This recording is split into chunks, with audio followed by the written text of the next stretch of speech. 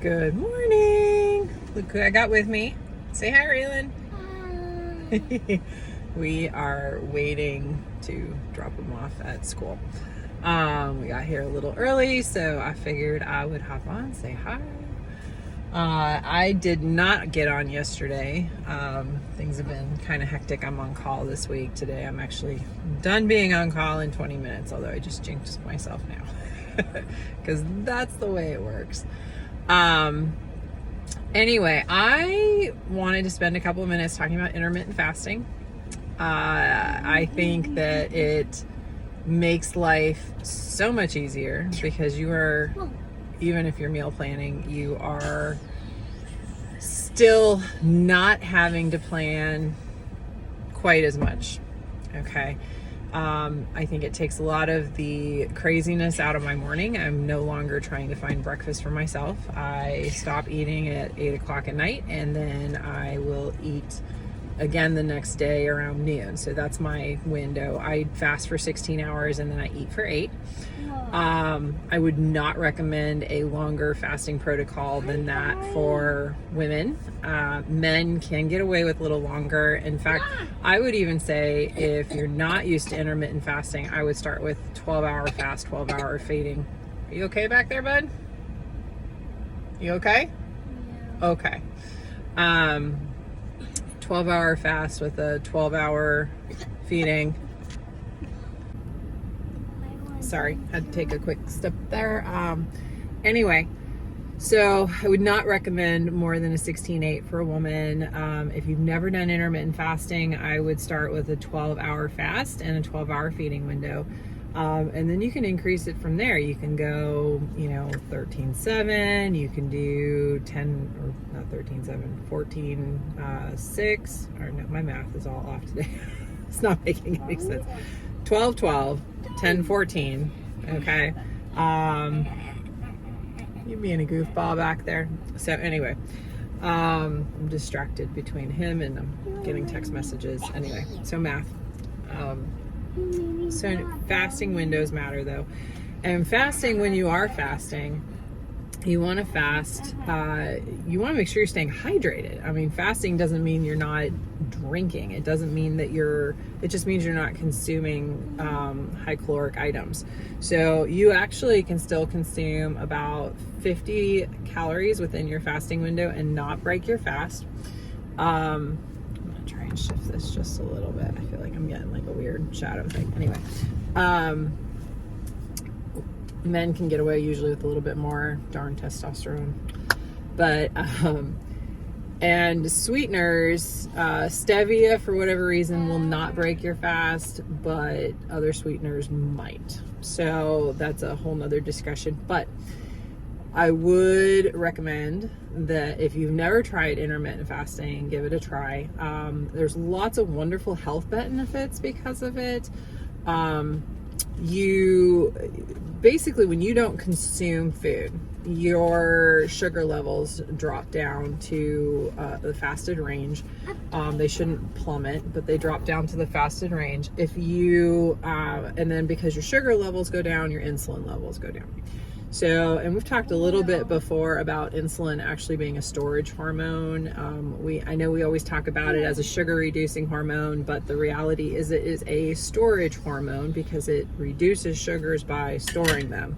So if you are not eating, then you need to keep your blood sugars up. So your body isn't doing more than one thing at a time. We're either storing or we're using.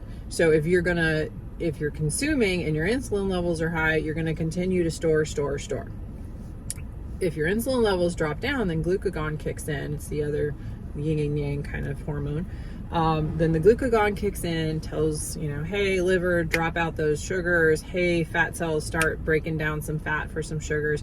And you can actually start utilizing some of that energy. So an intermittent fasting helps kind of create that metabolic flexibility, turning you from more of a sugar burner into a fat burner. And I feel like I'm a little all over the place today, but it's one tool in your tool shed that can really help rev up your metabolism. I know everyone sits there and go, oh, but if you're not eating small frequent meals throughout the day, then your metabolism is going to crash. So that's actually not true. What will make your metabolism crash is not eating enough.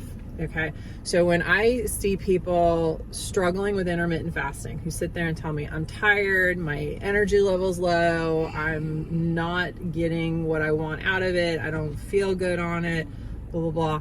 Okay, first of all, your fasting window may be too long. Okay, especially if you have a high stress job, you got a lot of stress going on, you may not be able to do a 16-8 protocol. And like I said, women should never do longer than that, okay, on the regular. You may need a 12-12 or a 10-14. That's okay. You're still getting benefits from that fasting. Yes, the longer you fast, the lower your levels go, especially women who have like polycystic ovarian syndrome where they're insulin resistant. Longer fasting windows, the 16-8 protocol is really awesome. That's actually one of the reasons I do it. So I do strongly recommend that for people with insulin resistance. You're making all kinds of fun noises back there, aren't you, buddy? But you got to eat enough when you are eating.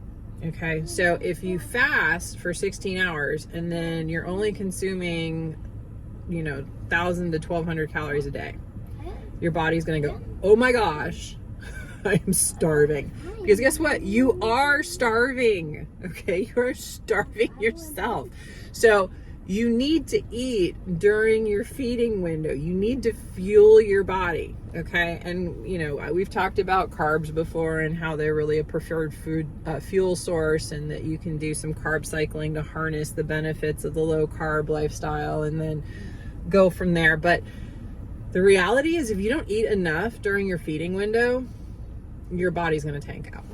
Okay, so the tool is awesome as long as you are using it the right way. If you have a hammer and you're trying to use the nail removal end to bang in the nail, it's not going to work. So please don't kick my seat, love. You have to use the tool correctly. Okay, if you use a screwdriver and you want it to drill the screw in, you're not having it go counterclockwise. You've got to use your tools correctly. Okay, so intermittent fasting is an amazing tool, but if used incorrectly can actually do more harm than good. Okay, so you've got to be doing it the right way. Now that means you need to be eating enough. If you need help figuring out what that means, reach out to me, let me know. I'm happy to help you figure that out. I've got some really good tools I can share with you at no cost. Get out now. You trying to tell me it's ready to go, Raylan? But I want to see you be successful and learn how to use the tools the right way. So if you're interested in learning more about intermittent fasting, you're interested in learning more about fueling your body for optimal performance, let me know. Honestly, I think it's contributed more to increased energy for me than anything else, because now my body's not dependent on eating for energy all day long. Okay, my body knows how to use the energy that I've already consumed and stored during the time frame that I'm fasting, and I'm using my energy more efficiently. So if you want to know more, reach out. Otherwise, I gotta go drop this monster off. Have a great Tuesday, and I can't wait to hear from you.